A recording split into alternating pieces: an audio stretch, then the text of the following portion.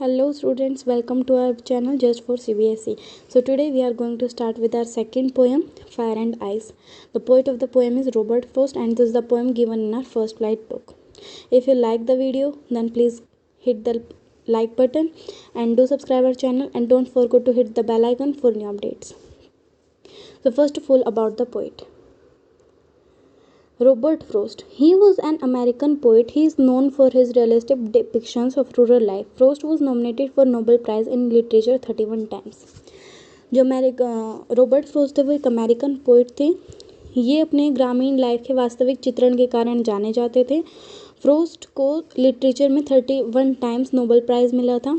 इनका बर्थ 26 मार्च 1874 United states में हुआ था और इनकी डेथ 29 जनवरी 1962 यूनाइटेड स्टेट्स में हुई थी.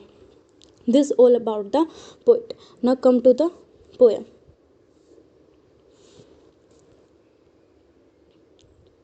Some say the world will end in fire, some say in ice. From what I have tasted of desire, I hold with those who favor fire. The poet presents two opposite views about the end of the world. He discusses two possibilities which might be the reason for the destruction of the world. By fire, the poet means uncontrolled and unending desires, greed, anger and lust. He finds these human desires resembling fire in nature. इधर poet ने दो opposite views को present करा है जो उनको लगता है पोइट को कि हमारे वर्ल्ड क्या एंड बन सकते हैं, वर्ल्ड के डिस्ट्रॉय कर सकते हैं. इधर जो पोइट है उन्होंने दो पॉसिबिलिटीज़ दी हैं. किसके लिए? हमारे वर्ल्ड के डिस्ट्रक्शन के लिए. उन्होंने फर्स्ट पॉसिबिलिटी दी है फायर. उन्हें फर्स्ट पॉसिबिलिटी फायर दी है. ठीक है. और जो पोइट हैं वो बोल रहे हैं कि फायर को पोइट ने किससे कंपेयर करा है? हमारे जो अनकंट्रोल्ड और अनएंडिंग डिज़ायर्स हैं, हमारा एंगर और हमारी जो लस्ट है. डिज़ायर्स मतलब हमारे किसी भी चीज़ को पाने की इच्छा या हमारा गुस्सा. Right. He find these human desires resembling fire in its nature. उन्हें लगता है कि ये जो ह्यूमन के डिज़ायर्स हैं ये हमारे नेचर में फायर का काम करें, आग का काम करें. He has experience desire and its affect. He knows fire to be a powerful destructive force and sides with those who believe that humanity would be consumed by fire.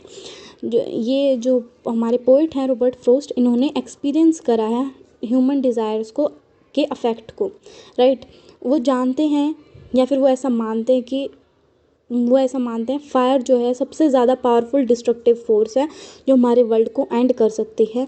और वो उन लोगों की साइड है जो मानते हैं कि ह्यूमैनिटी जो है वो फायर के कारण ख़त्म होगी, डिस्ट्रॉय होगी, एंड होगी. Is it clear? So come to the next sentence. Okay. But it had to perish twice. I think I know enough of hate to say that for destruction eyes it also great and would suffice. Okay. Parish मतलब क्या होता है? Parish मतलब होता है die. क्या होता है? डाई या फिर डिस्ट्रॉय. राइट. इन दोनों में से कुछ भी हो सकता है, डाई या फिर destroy. Is it clear? Okay. And what do you mean by suffice? Suffice मतलब होता है सफिशिएंट. क्या होता है? सफाइस मतलब होता है सफिशिएंट, मतलब पर्याप्त है. ठीक है. तो नेक्स्ट सेंस में क्या कहते हैं पोइट? तो the poet believes the fire is the most likely way for humanity to destroy itself and the world. उन्हें लगता है कि जो पोइट हैं वो मानते हैं कि जो फायर है उसमें इतनी कैपेबिलिटी है कि वो ह्यूमैनिटी को डिस्ट्रॉय कर सकती है, हमारे पूरे वर्ल्ड को डिस्ट्रॉय कर सकते हैं. He also feels that human beings capacity for destruction is so great that it could bring about the destruction more than once. और उन्हें लगता है कि ह्यूमन बींग्स में इतनी कैपेसिटी है कि हमारे वो वर्ल्ड, पूरे वर्ल्ड को एक बार से ज़्यादा यानी कि 2 बार डिस्ट्रॉय कर सकते हैं. हमारे वर्ल्ड को एक बार से ज़्यादा डिस्ट्रॉय कर सकते हैं. उनमें इतनी कैपेबिलिटीज़ हैं ह्यूमन में. Right. Here the poet present ice as another method for ending it all. और इधर जो पोइट हैं वो दूसरा कारण क्या रखते हैं? दूसरा कारण क्या प्रेजेंट करते हैं? आइस. कि हमारा जो वर्ल्ड है वो आइस के कारण पे डिस्ट्रॉय हो सकता है, डिस्ट्रक्ट हो सकता है.